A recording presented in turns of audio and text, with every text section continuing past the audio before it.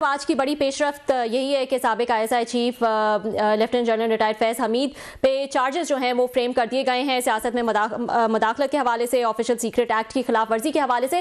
कैसे देख रहे हैं इस बड़ी पेशरफ्त को? देखिए, इस बारे में फैसल वादा साहब और इस तरह जो लोग इन्फॉर्म्ड हैं, जिनको बात से आती है, वो पहले से बता रहे थे कि ये होने वाला, तो इसलिए सरप्राइजिंग तो ये किसी के लिए भी नहीं है। लेकिन शायद जो बड़ी खबर इस सारे में ये है कि जो पुरतशद्दुद वाकयात हैं वो एक से ज्यादा है जिसकी इन्वेस्टिगेशन हो रही है। तो एक तो हम 9 मई का जानते हैं, उसके बारे में तो जाहिर है ये इल्जाम पहले से लगाया जा रहा था कि वो इसका हिस्सा है, लेकिन 9 मई के अलावा कौन सी ऐसी चीजें जिसको इन्वेस्टिगेट किया जा रहा है, ये दूसरा बड़ा सवाल है। क्या अब जो पुरतशद्दुद वाकयात ज़हन में आते हैं उसमें मुझे तो इमरान खान साहब पर जो गोली चली वो एक ज़हन में आती, जब उनको गोलियां लगी वजीराबाद में, क्या उसकी बात हो रही है, या कोई ऐसे वाकयात बताए जा रहे हैं जिसमें एक्चुअली कोई तशद्दुद हुआ नहीं लेकिन होना था। अब क्या उन वाकयात का जिक्र है? तो ये बड़ा इंटरेस्टिंग होगा कि जब तफसील मजीद जाएगी, लेकिन वो तफसील भी तो इसी तरह दी जाती है। लेकिन एक याद रखिएगा, इसमें जो उसके अगला नुक्ता है जिसमें सियासी जो अवामिल है या जो सियासी पॉलिटिकल पार्टीज हैं उनका इसके ऊपर रोल जी, वो ही सेड शी सेड से शायद इतना काम ना चले। देखिए, जो मकबूल सियासी जमातें होती हैं उनको आप सजाएं तो दे सकते हैं, लेकिन सजाएं ऐसी होनी चाहिए और केसेस ऐसे होने चाहिए जिसको देखकर बियॉन्ड रीजनेबल डाउट लोगों को यकीन हो कि हाँ इस वजह से सजा दी जाएगी, और बाद नजर भी आ रहा है कि ये ठीक है। ये ना हो कि ये कहा जाए कि वो जो होता है ना कि इल्जाम भी है और इल्जाम उन्होंने कह दिया तो इस वजह से ये इस तरह होगा, शायद इस तरह नाकाफी होगा। मेरा ख्याल है आई एम अस्यूमिंग कि ज्यादा एविडेंस होगा, ऐसा एविडेंस जिसको कोई क्वेश्चन ना कर सके, जिसको इनकॉन्ट्रोवर्टिबल एविडेंस। अब देखते हैं एविडेंस क्या सामने आता है, केस कैसे चलता है। तो ये अगली फेज बड़ी इंटरेस्टिंग होगी कि तरीके साहब और इमरान खान साहब को कैसे मिलिट्री कोर्ट्स में लेके जाते हैं। जी, मैं यही पूछने वाली थी कि इमरान खान साहब जो है वो अब कितनी मुश्किल में हैं, क्योंकि हुकूमत तो कहती है जो भी इनकी एक्टिविटीज़ हैं फैज़ हमीद साहब की, वो जो है उसके ताने बाने, उसका गठजोड़ जो है वो इमरान खान और पीटीआई से मिलता है। तो इमरान खान साहब के लिए कितनी मुश्किल होगी अब? देखिए, इमरान खान साहब ऑलरेडी जेल में, और कितना अंदर जाएंगे? मैं एक ही जेल में ही अंदर ज्यादा सजाएं दे सकते हैं। ऑलरेडी 14 साल या 10 साल या जितने भी केसेस में उनको सजाएं हो रही हैं, इसी तरह की एक सजा और हो जाएगी। तो उनको अगर आप ये कहें कि उनकी मुश्किल बढ़ जाएगी, जेल में है, जेल में रहे, सो मुश्किलात अपनी जगह जो तरीके इंसाफ की हैं वो ज्यादा बढ़ जाएंगी, क्योंकि अगर वो मिलिट्री कोर्ट में ट्राई होते हैं जी, और अगर वो मिलिट्री उस तरफ चला जाता है मामला, तो प्रेशर तरीके इंसाफ पर इसका ज्यादा पड़ेगा, मजीद लोग भी इस इन्वेस्टिगेशन में सामने आएंगे। सो इमरान खान साहब की मुश्किलात तो बढ़ने से ये है कि ये जरूर है कि जो इन कोर्ट्स में मामलात हैं वो बहुत ज्यादा डॉजी तरीके से सुनाई दी गई। आपने देखा 12 बजे रात को कोर्ट्स और ना फर्ज जुर्म आयद की गई, और किस तरह इन केसेस का फैसला किया गया। इस केस में जरा थोड़ा सा मुख्तलिफ भी होगा कि ये मिलिट्री कोर्ट, अब देखते हैं कि एक्सेस कैसे देंगे, क्या मीडिया को कवर करने की इजाजत होगी, क्या लोग वहां जाके केस सुन पाएंगे, रिपोर्ट हो सकेगा, ट्रांसपेरेंसी इसमें कितनी होगी, जो इल्जाम लगा है उसके एविडेंसेस क्या दिए जाते हैं। आई थिंक ये भी बड़ा इंटरेस्टिंग एक ये शुरू होगा जो फेज है तरीके इंसाफ का, क्योंकि एविडेंस लेके end of the day evidence देना पड़ेगा दिस वे और दैट वे। अगर इमरान खान साहब के खिलाफ है तो एविडेंस देना पड़ेगा, तो देखना ये कि एविडेंस कितना आता है। I think Tehreek-e Insaf should look forward to it, because वो जुडिशियल कमीशन तो नहीं बात सकता, लेकिन एविडेंस जो प्रेजेंट होगा वो ये इस बात का फैसला जरूर करेगा, ये बात जरूर डिटरमिन करेगा कि वो जो क्लेम्स हैं तरीके इंसाफ के, वो कहेंगे देखें जी हमारे खिलाफ एविडेंस ही नहीं, अगर एविडेंस पेश ना किया गया तो, या सर्कमस्टेंशियल एविडेंस हुआ तो let's see what kind of evidence comes through. लेकिन ये जरूर है कि ये डेवलपमेंट बहुत सीरियस है तरीके इंसाफ के लिए, अगर उसको देखा जाए तो। और इसमें मैं आपसे ये भी पूछना चाहूंगी कि क्योंकि इसका एक गठजोड़ जो है वो तहरीके इंसाफ से और इमरान खान से जोड़ा जाता है, और अब इस केस में जो है वो पेशरफ्त देखी जा रही है, तो इसका मतलब रियासत की जो एक सख्त पॉलिसी है टुवर्ड्स खान साहब या टुवर्ड्स पीटीआई, उसमें कोई तब्दीली नजर नहीं आई है? नहीं जी, पिछले काफी महीने से उसमें बिल्कुल तब्दीली नहीं है। बहुत क्लैरिटी के साथ रियासत अपनी पॉलिसी पर अमल कर रहा है, एंड दैट्स नॉन निगोशिएबल। कोई निगोशिएशन इमरान खान साहब के साथ नहीं होंगी, कोई बातचीत नहीं होगी, उनके लिए कोई सॉफ्ट कॉर्नर नहीं है, उनके लिए कोई आप देखा, मैं अक्सर मिसाल देता हूँ अपने प्रोग्राम्स पे कि नवाज शरीफ साहब 1999 का वाकया जब उनको गिरफ्तार किया गया, खू हो गया पाकिस्तान में, 1 साल बाद पाकिस्तान से बाहर चले गए। 2017 में उनको सजा हुई, 2018 1 साल, 1.25 साल, 1.5 साल के बाद पाकिस्तान से बाहर चले गए।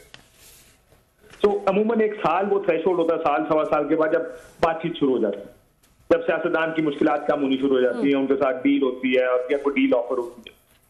यहाँ पर मसला ये नहीं है कि डील ऑफर हो रही है और इमरान खान साहब कबूल नहीं कर रहे। लग ऐसे रहा है कि यहाँ पे डील ऑफर भी नहीं हो रही है। और बड़ी क्लैरिटी के साथ एक बात बार बार तर्जुमान जो फौज के हैं वो सारे कहते हैं, फौज एस्टैब्लिशमेंट के जो भी ये नहीं हमें हमारे पास आते हैं टीवी में, जो उधर का पैगाम लेकर आते हैं, तर्जुमान नहीं, जो उधर का पैगाम ज्यादा लेकर आते हैं, वो ये कहते हैं कि कोई सॉफ्ट कॉर्नर नहीं है, कोई लेटिंग अप नहीं है तरीके इंसाफ के लिए।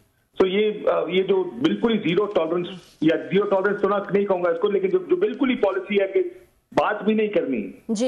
ये अमूमन सियासत में या मुल्क चलाने में अगर कामयाब हो गए तो हो सकता है वो इमरान खान को अगले 10 साल भी जेल में रखे और ये मुल्क ऐसे ही चले, लेकिन अमूमन ये चला नहीं करती। You need to give space for political parties, खासकर मकबूल सियासी जमातों को स्पेस देनी पड़ती है, जो ड्यू स्पेस होती है उनकी। आप यानी ये पाकिस्तान में होता तो है, केस बनते हैं, उन पर सजाएं हो जाती हैं, सजाएं जैसी तैसी भी हो। अब देखिए सारी केसों में अगर उनकी जमानत भी हो गई तो न्यू टाउन थाने की किसी केस में गिरफ्तारियां ना दी। ये पाकिस्तान में होता अनफॉर्चुनेट है, बड़ी अनफॉर्चुनेट बात है कि पाकिस्तान में होता है। हम इसको नॉर्मल कह रहे हैं कि होता नहीं होना चाहिए, लेकिन होता है, जिसमें किसी भी केस में आपको अंदर डाल देंगे। हो सकता है वो 10 साल आपको इन केसेस में अंदर डाल करें, लेकिन ये होना नहीं चाहिए। Democracy do not work like, they work according to some sort of rule of law, कोई कानून के तहत काम होता है। हमारे यहाँ पे बस ताकत का एक निजाम है, वो ताकत का निजाम जब तक ताकत वो डंडा फिरेगा तो फिरता रहेगा। हाँ, लेकिन आपको नहीं लगता काशिफ के ये मुज़ाकरात का ऑप्शन जो है वो इतने टाइम से था खान साहब के पास, अब जाके जो है ऐसा लगता है कि उसमें कुछ सीरियसनेस नजर आई है कि उन्होंने 5 रुकनी कमेटी जो है वो भी बना दी है, लेकिन अब जब वो सीरियस हुए हैं तो आगे से कोई रिस्पांस जो है वो नहीं आ रहा है। सो थोड़ा सा लेट हो गए हैं वो ये सोचने में कि एक मुज़ाकराती कमेटी बनाई जाए और एक सीरियस टर्म्स पे जो है वो मुज़ाकरात के लिए तैयार है। बल्कि उमर अयूब साहब ने तो कह दिया कि इंसान हो या फरिश्ते हों तो हम मुज़ाकरात करने को तैयार हैं। तो ये फ्लेक्सिबिलिटी पहले भी दिखाई जा सकती थी। देखिए, इन्होंने बारहा तहरीके इंसाफ की जानिब से इमरान खान साहब जेल से ये कहते रहे कि हम इस्टेब्लिशमेंट से बात, इस्टेब्लिशमेंट बार बार आके प्रेस कॉन्फ्रेंस में कहती रही कि हम इनके साथ बात नहीं करें, अगर बात करनी है तो सियासतदानों से करें। प्रॉब्लम यह है कि तहरीके इंसाफ का ये मानना है कि सियासतदान के पास हमें देने को कुछ नहीं, वो तो बेनिफिशरी है सारे 8 फरवरी का उस सारी धांधली का 4.7 की गवर्नमेंट है, ये हमें क्या दे सकते हैं। बात भी ठीक है, देखिए अगर आप इफेक्टिवली इस निजाम को देखें कि खड़ा किधर है, खड़ा है कि जो चीजें तरीके इंसाफ को चाहिए, अगर वो सिर्फ एक नुक्ते पर भी बात करते हैं कि इमरान खान को रिहा कर दिया, एक नुक्ता भी अगर इमरान खान रिहा कर भी दिया जाए तो वो ही इमरान शायद इस हुकूमत को गिराने के लिए काफी होगा, क्योंकि इमरान खान साहब बाहर आके चुप तो बैठेंगे नहीं। उनकी क्राउड पुल क्या है, वो मकबूल एक लीडर है, ये हम सब जानते हैं। उन्होंने उनके 8 फरवरी का इलेक्शन ही उठा के देख लें, उससे पहले कि उनकी पॉलिटिकल एक्टिविटी जो जलसे जुलूस है उठा के देख लें, तो मकबूल तो वो बहुत है। आज फवाद चौधरी साहब ये कह रहे थे कि मौलाना फजल रहमान साहब ने ये बात राना सनाउल्लाह साहब को कही कि आप इमरान खान को के साथ बातचीत करें, उसको रिहा करें। मैंने कहा उसको रिहा करने का मतलब है हुकूमत हमारी गिर जाए और फिर इलेक्शन हो, इमरान खान 2 तिहाई से ज्यादा से हुकूमत में आए और हम सारे जेल में बैठे। ये है वो खौफ तरीका इस हुकूमत का, जिस वजह से हुकूमत कोई भी किसी किस्म के बातचीत या मुज़ाकरात करना नहीं चाहती। इमरान खान की मकबूलियत जो सबसे बड़ा एडवांटेज है उनका, वही उसका सबसे बड़ा डिसएडवांटेज है कि इतनी मकबूलियत है जिसका खौफ सबको है, जिसकी वजह से कोई ये चांस नहीं लेना चाहता कि उनके साथ बातचीत हो और वो किसी तरह जेल से बाहर आ जाए, क्योंकि उनका जेल से बाहर आना it will disturb the Apple cart. तो इसलिए ये निजाम इस तरह उस वक्त तक चल सकता है जब तक इमरान खान जेल में हो। सजा या नौ सजा वो देखें, वो एक अलग बहस है कि वो जेल में कैसा रखा जाए, उनको जबरदस्ती भी जेल में रखा जा सकता है, पाकिस्तान में तो सब होता है, लेकिन ये निजाम सिर्फ उस सूरत में चलेगा जो एक डिस्पेंसेशन बनाई गई 8 फरवरी के बाद, जब इमरान खान जेल में होंगे।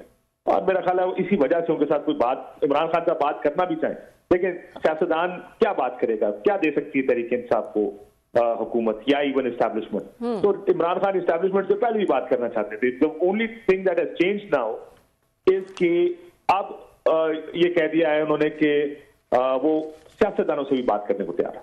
ठीक है, मुझे तो ठीक है, ये बताएगा, लेकिन उसके साथ साथ वो सिविल नाफरमानी की तहरीक भी लाना चाहते हैं। इससे पहले 24 नवंबर का जो एहतजाज हुआ वो भी हम सबके सामने था। पहले तो ये कहा जा रहा था कि क्योंकि उनको पता है कि फैज हमीद साहब के हवाले से कोई बड़ी पेशरफ्त होने वाली है, इसलिए जल्दी जल्दी में ये एहतजाज की कॉल जो है वो दी गई, और फिर क्या हुआ वो हम सबके सामने है। अब वो सिविल नाफरमानी की बात कर रहे हैं। ये भी कोई एक कामयाब स्ट्रैटेजी नजर आ रही है आपको कि लोग जो हैं वो पैसे नहीं भेजेंगे या अपने बिल नहीं भरेंगे? क्या लग रहा है आपको? देखिए 2014 में मुझे आज भी वो दिन याद है जब खान साहब ने कहा था एक दफा कंटेनर खड़े होकर कि कल मैं एक ऐसा ऐलान करूंगा कि आप हैरान हो जाएंगे और परेशान हो जाएंगे और सब बदल देगा। और अगले दिन खान साहब ने वो बिल जलाए थे और कहा था कि सिविल नाफरमानी। लेकिन पाकिस्तान में देखो बड़े स्पेसिफिक माहौल में सिविल नाफरमानी काम करती है। हमारे मुल्क में क्या लोग पैसे भेजना छोड़ देंगे? लोग उस रास्ते से पैसे भेजते हैं जो रेमिटेंस पाकिस्तान में आती है, जो उनके लिए सहल तरीन, आसान तरीन और मुनाफा बख्श तरीन होता है, जो उनको सबसे अच्छा एक्सचेंज रेट मिलता है, वो वहीं से आएंगे। अगर उनको बैंकिंग चैनल से मिल रहा है तो वहीं से आया करेगा पैसा।